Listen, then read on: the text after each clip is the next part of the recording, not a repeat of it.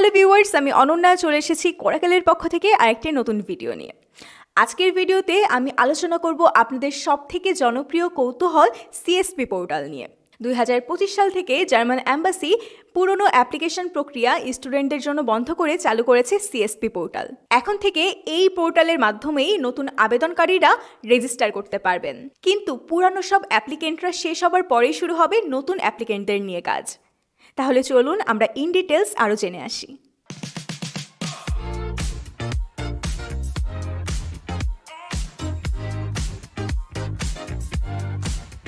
পুরনো প্রক্রিয়াতে German embassy bachelor অ্যাপ্লিকেন্টদের ইমেইলের মাধ্যমে ডকুমেন্ট সাবমিট করতে বলবে এবং মাস্টার্স অ্যাপ্লিকেন্টদের VFS এর লিঙ্ক সহ ইমেল করে পাঠানো হয়েছে।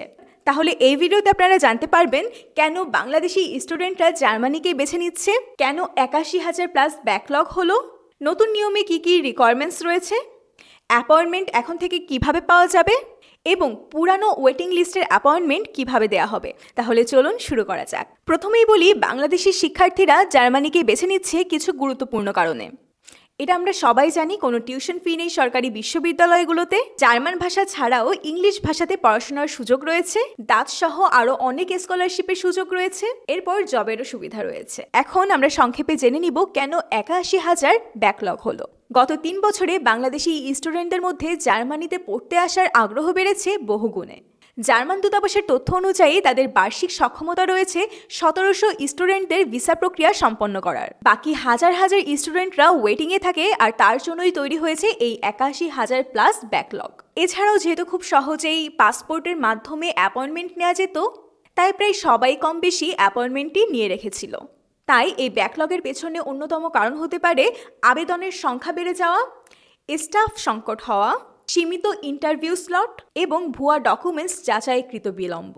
যেহেতু শুধু পাসপোর্টের মাধ্যমে অ্যাপয়েন্টমেন্ট অ্যাপ্লিকেশন করার সুবিধা ছিল এবং কোনো নির্দিষ্ট সময়সূচি ছিল না, সেজন্য অনেকেই অ্যাপয়েন্টমেন্ট নিয়ে রাখছিল, যদিও তারা শেষ পর্যন্ত অ্যাপ্লিকেশন গ্রহণ করবেন না, কারণ অনেকেই ঠিকঠাক টাইম মতো তাদের ডকুমেন্টস প্রস্তুত করেন না বা জার্মানিতে উচ্চশিক্ষা নেওয়ার আগ্রহ হারিয়ে ফেলেন।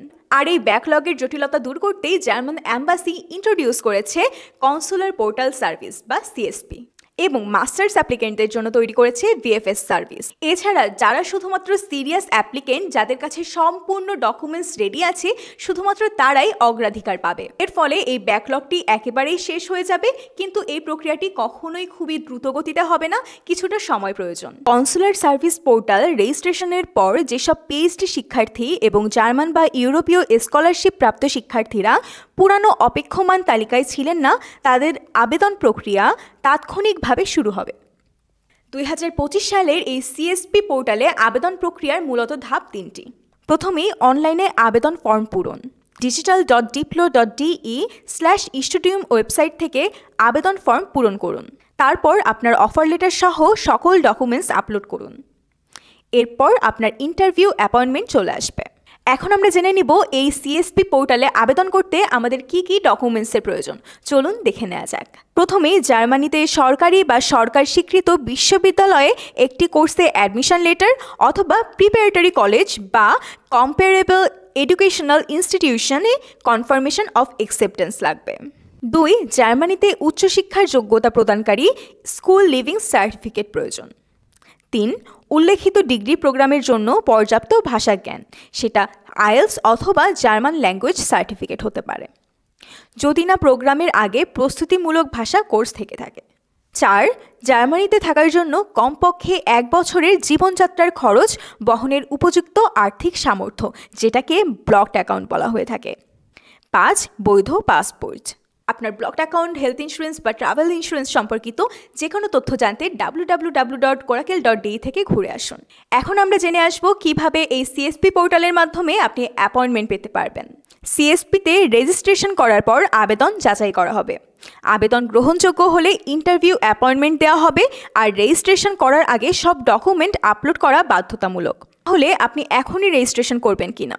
হ্যাঁ, এখনই রেজিস্ট্রেশন করুন যদি আপনি স্কলারশিপ পেয়েছেন বা PhD করতে চান, আর না যদি আপনি মাস্টার্স বা ব্যাচেলর শিক্ষার্থী হয়ে থাকেন এবং কোনো স্কলারশিপ না থাকে। বর্তমানে সাধারণ স্টুডেন্টদের জন্য অপেক্ষার সময় 27 মাসের বেশি, তাই আপনাকে চিন্তা করতে হবে এই দীর্ঘ অনিশ্চিত সময় আপনার স্টাডি প্ল্যান মানানসই কিনা। সিএসপি পোর্টালের লিঙ্ক এবং দরকারি রিসোর্সের লিঙ্কগুলো ভিডিওর ডেসক্রিপশনে দেওয়া আছে।